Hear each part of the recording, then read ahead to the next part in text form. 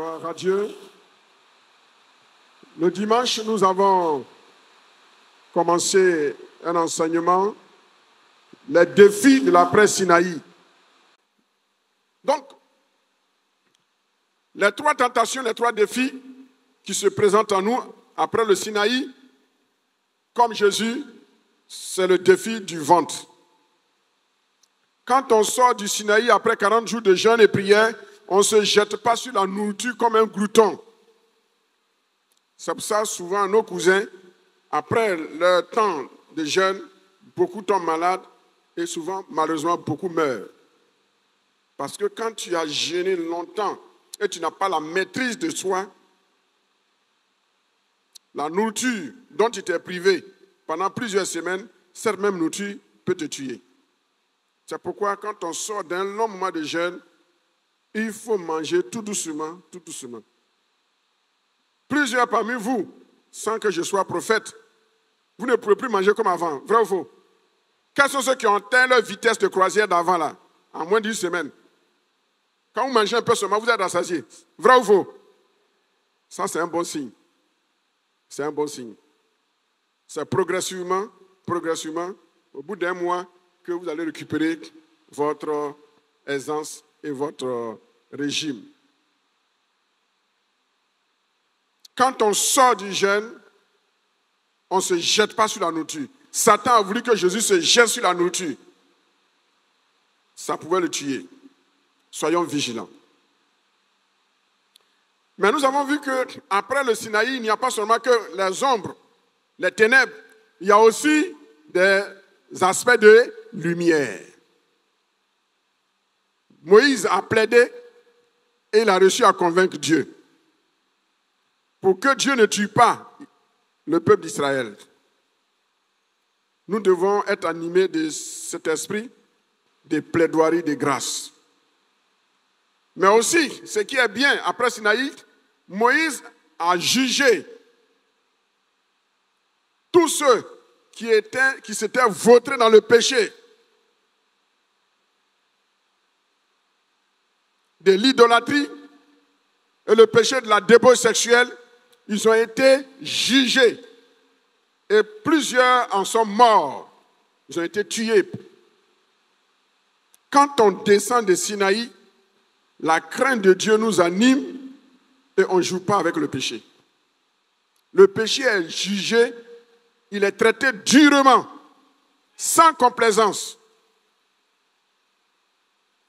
Troisième lumière après le Sinaï, au verset 11, Matthieu 4, verset 11, il est dit « Alors le diable le laissa, et voici des anges vinrent auprès de Jésus et le servaient. » Ici, on voit le ministère des anges. Le ministère des anges. Les anges sont au service de Dieu pour nous. Le ministère des anges. Vous pouvez lire avec moi dans Hébreux chapitre 1, verset 14. Hébreux chapitre 1, verset 14. Ne sont-ils pas tous des esprits au service de Dieu, envoyés pour exercer un ministère en faveur de ceux qui doivent hériter du salut? Donc, les anges sont des esprits qui sont au service de Dieu. 1. Pour exercer un ministère en faveur de qui? De nous les chrétiens. Donc, les anges ne doivent pas être adorés par nous, comme certainement, malheureusement, certains le font, mais les anges sont au service de Dieu. Les anges se prosternent devant Dieu. Les anges ne se prosternent pas devant un homme. C'est pourquoi quand l'apôtre Jean, il a vu l'ange, il a voulu se prosterner devant lui. Là, il dit, ne fais pas ça. Je suis un serviteur au même titre que toi. Adore Dieu. Il ne faut jamais se prosterner pour adorer un être humain. Le signe de respect ne doit pas déboucher sur le culte d'adoration, le culte de la personne. Alors, les anges sont des êtres spirituels, des esprits. Et quand Dieu les envoie, il peut prendre la forme d'un homme très riche, un homme joli.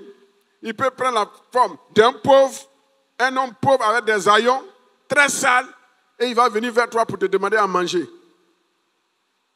Si tu le renvoies bêtement, impoliment, tu as raté une occasion en or pour t'enrichir, pour recevoir une bénédiction de Dieu. Les anges, ils prennent diverses formes. Les anges même peuvent prendre la forme d'un animal pour venir opérer. Ils peuvent prendre la forme d'un aigle.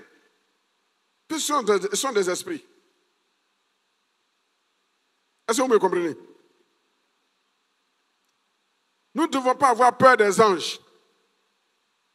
Des anges sont des esprits au service de Dieu pour remplir un ministère en notre faveur. En faveur veut dire quoi? Pour nous, ce qui est bien pour nous, c'est ça. C'est pour cela, à la descente de ce Sinaï, nous devons nous attendre à toutes les facettes que Dieu va utiliser pour nous bénir. Est-ce que je parle à quelqu'un? Dieu peut passer par un ange. C'est pourquoi ne dis pas que je n'ai rien, je ne suis rien et je ne peux rien. Un ange, Dieu peut envoyer un ange pour changer ta condition en une seule nuit, en un seul jour, en une seule heure, en une seule minute. Alors quand je parle des milliardaires, il y en a qui disent, moi là, ça ne nous concerne pas. Et puis vous commencez déjà à regarder le clan des gens, les anciens qui sont ici là. C'est vous les regardez. Est-ce que tu connais la puissance d'un ange? Est-ce que tu connais la puissance d'un ange, la force de frappe d'un ange? Un ange est capable, de la part de Dieu, de changer ta condition en une fraction de seconde. Les anges ont servi Jésus. Les anges ne nous servent pas, mais nous servent la bénédiction de Dieu. Alléluia. Alléluia. Amen. Alors, au verset qui suit, il a dit, Jésus ayant appris que Jean avait été livré, se retira dans la Galilée. Il quitta Nazareth et vint demeurer à Capernaum, situé près de la mer dans le territoire de Zabulon et de Nephtali, afin que s'accomplisse ce qui avait été annoncé par le prophète, par Ésaïe le prophète. Quand on descend de Sinaï, il faut être sage.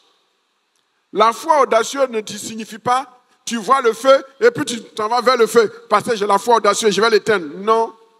Si Dieu ne t'a pas mis dans une situation où le feu, on te jette dans le feu pour proclamer ta foi audacieuse, toi-même ne vas pas vers le feu.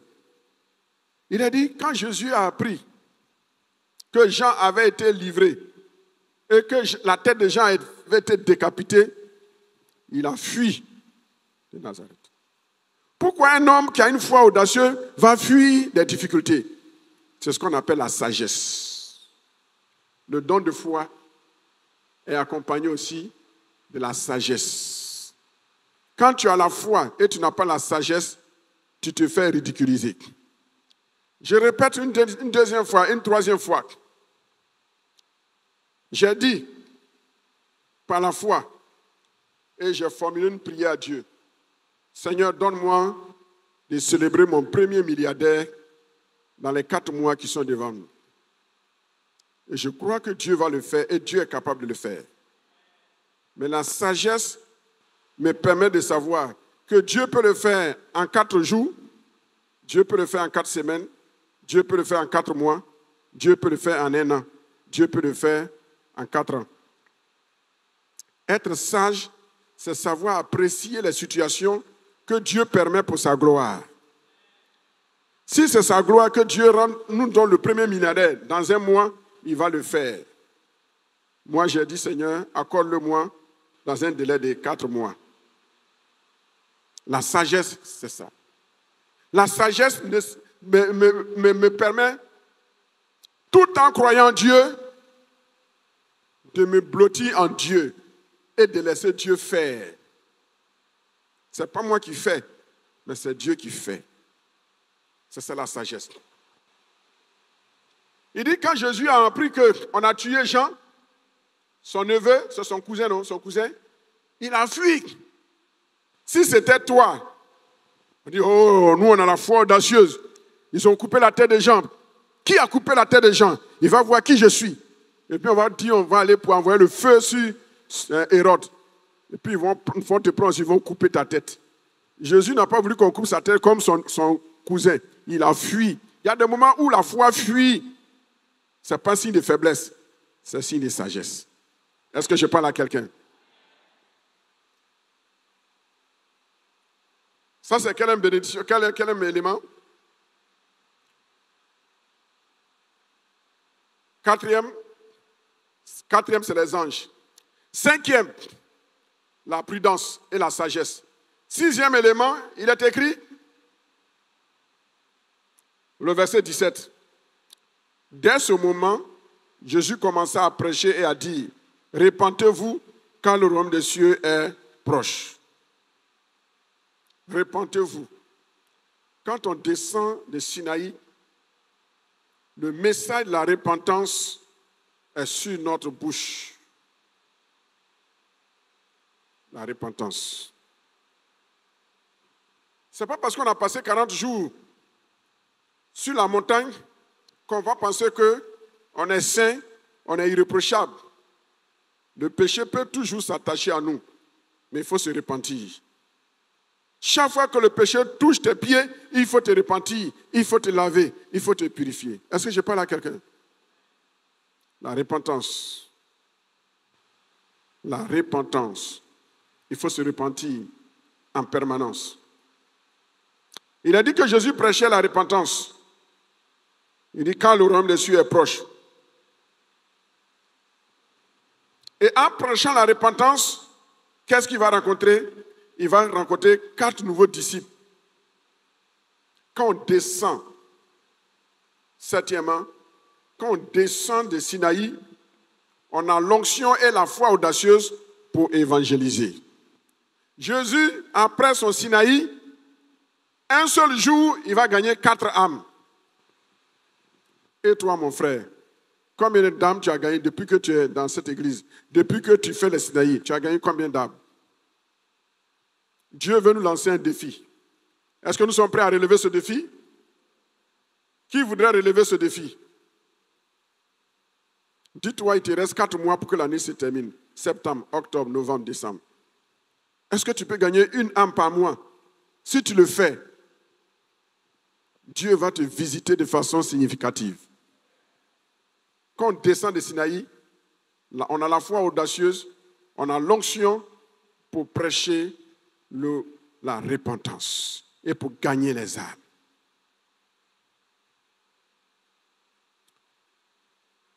Ça, c'est quel point? Le dernier point que je vais citer, c'est quoi? On a vu, quatrième, premièrement, destruction du veau d'or, pour ceux qui prennent note.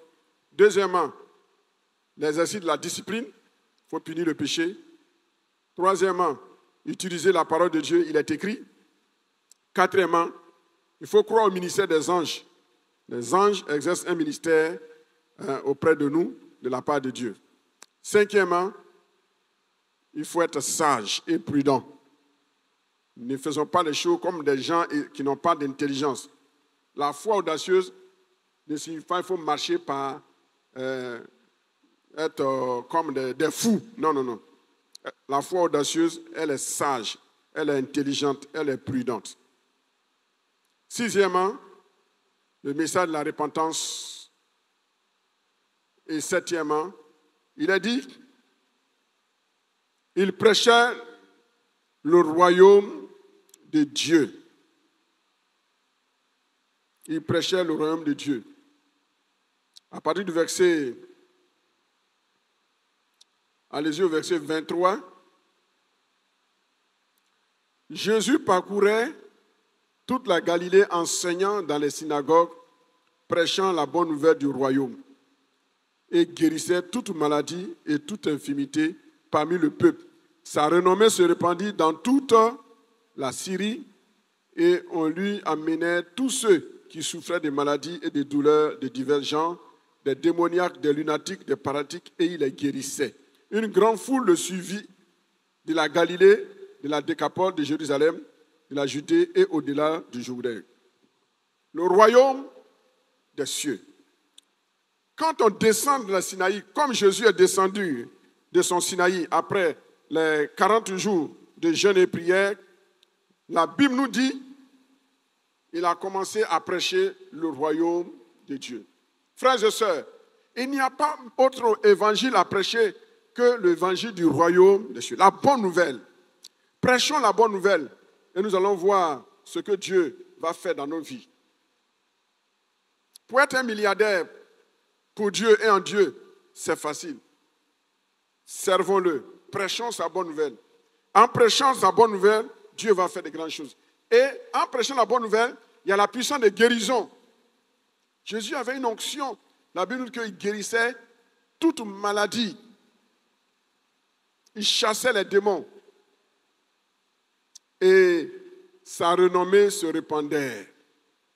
Si nous voulons que la renommée de El Kabod soit connue au-delà des frontières, il faut que El Kabod soit un havre, un centre, un lieu de refuge où les gens trouvent la paix du cœur, où les gens trouvent la guérison, quelles que soient les maladies qui vont les traumatiser.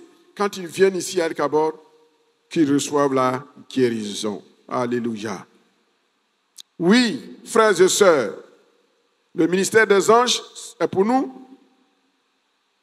Le royaume des cieux nous libère. Le royaume des cieux nous permet de sauver aussi d'autres vies. Mais le royaume des cieux nous permet de manifester la puissance. La puissance. Alors, quelles sont les caractéristiques du royaume des cieux? Notez 1. Le royaume de Dieu n'est pas un royaume terrestre physique, mais il est plutôt spirituel. Dans Jean 18, 36, Jésus dit, « Mon royaume n'est pas de ce monde. » Mon royaume n'est pas de ce monde. Donc, cela veut dire que c'est un royaume qui est spirituel.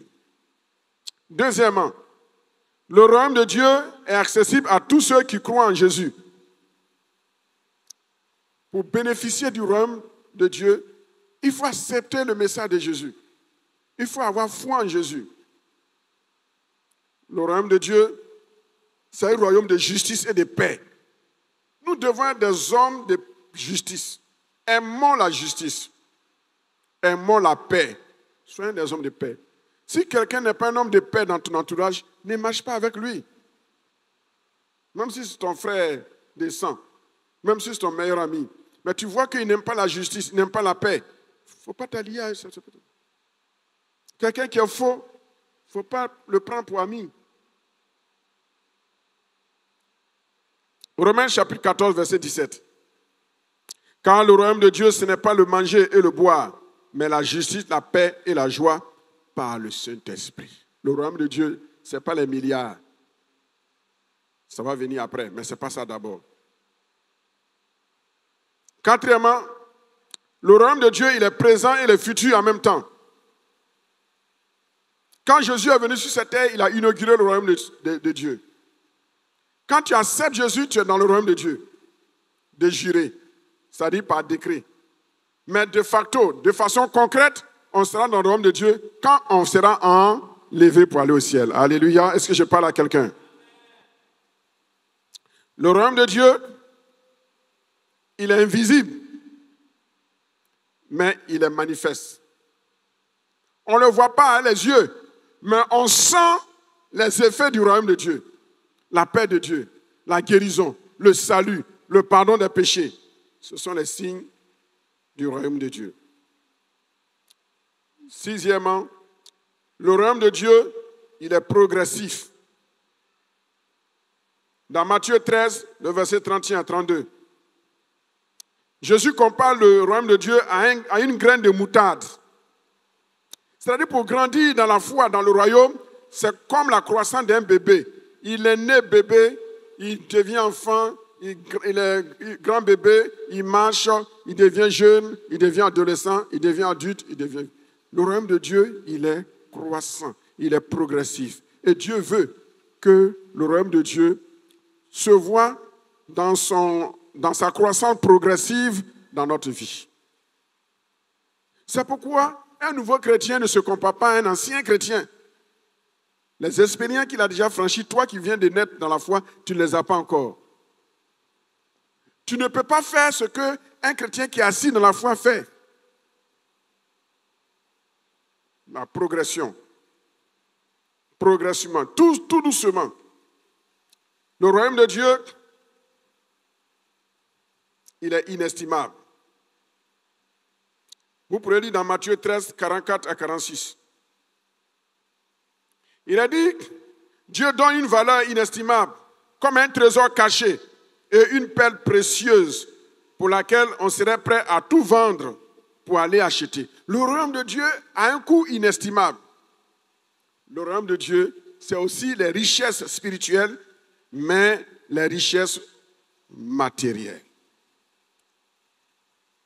C'est pourquoi quand Jésus est né, les rois mages sont venus. Est-ce qu'ils ont fait seulement des prières sur lui? Non. Qu'est-ce qu'ils ont fait? Qu'est-ce qu'ils ont donné aux parents de Jésus? De l'or, de l'encens et de la myrrhe. Le royaume de Dieu que nous prêchons n'est pas un royaume théorique, mais c'est un royaume qui est à la fois spirituel et qui est à la fois pratique. Quand on entre dans le royaume de Dieu, on découvre une autre vision de la richesse et de la gloire de Dieu. Quand on parle de roi, ça parle quand on parle de royaume, ça parle d'un roi. Et par quoi on juge un roi? Par 3 ou 4 éléments. 1, le roi, il a un territoire. 2, il a quoi? Il a une puissance militaire pour protéger son territoire et faire des conquêtes. 3, il a un gouvernement, ce qu'on appelle la royauté, le règne. Et 4, il a quoi? Il a la richesse. Et sa gloire se voit à travers sa richesse. Donc nous qui sommes les enfants du royaume, en attendant d'aller au ciel, pour pouvoir entrer dans cette gloire définitive de ce royaume, sur cette terre, nous devons jouir des prémices de cette gloire. C'est pourquoi Dieu rend riche. Dieu rend riche. Je dis Dieu rend riche. Et pourquoi Dieu nous rend riche? Il nous rend riche pour que nous puissions faire avancer son royaume.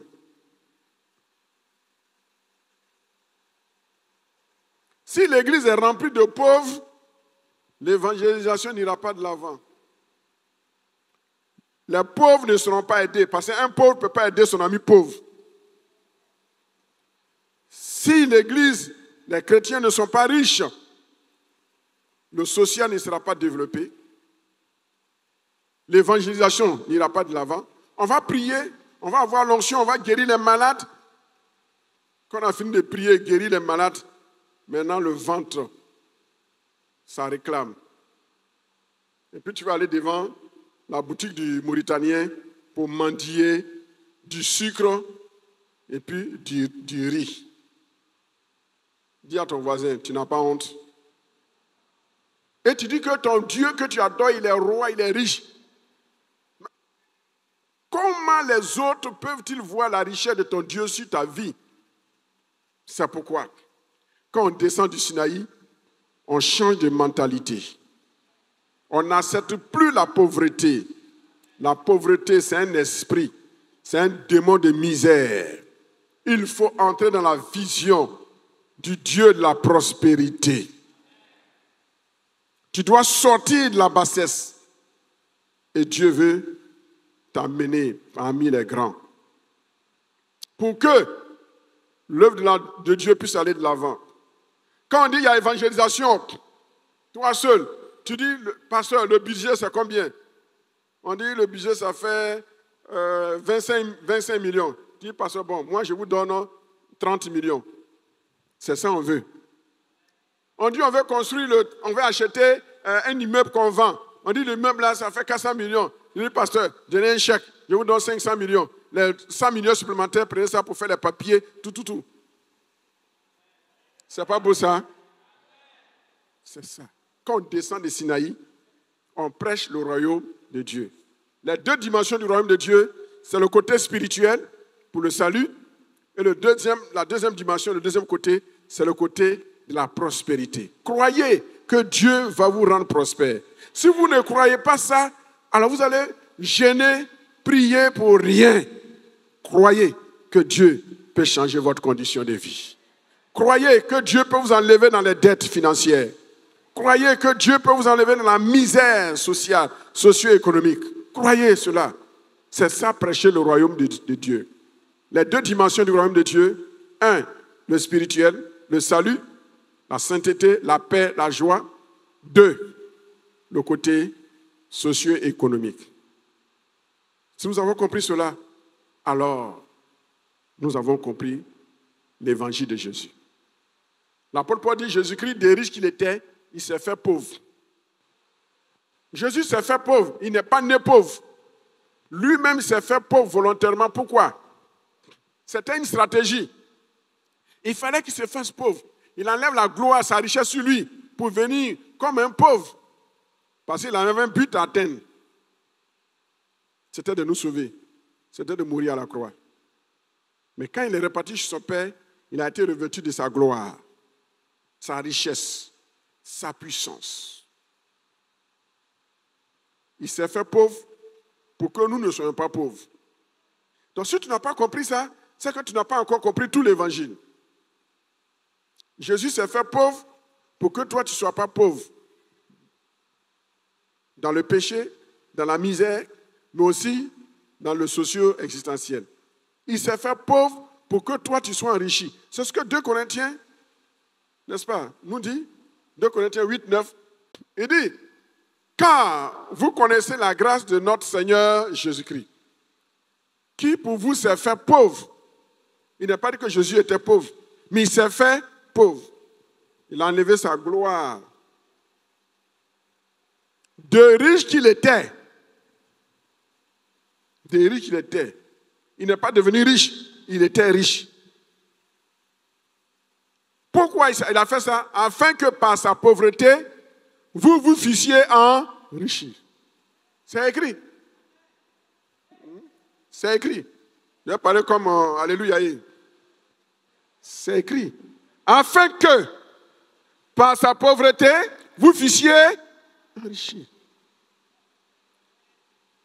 Est-ce que toi tu es enrichi? Pourquoi vous êtes dans la pauvreté? Encerclez ce verset-là et priez maintenant à partir de ce verset. Jusqu'à la fin de l'année, vous allez voir quelque chose va se passer dans votre vie.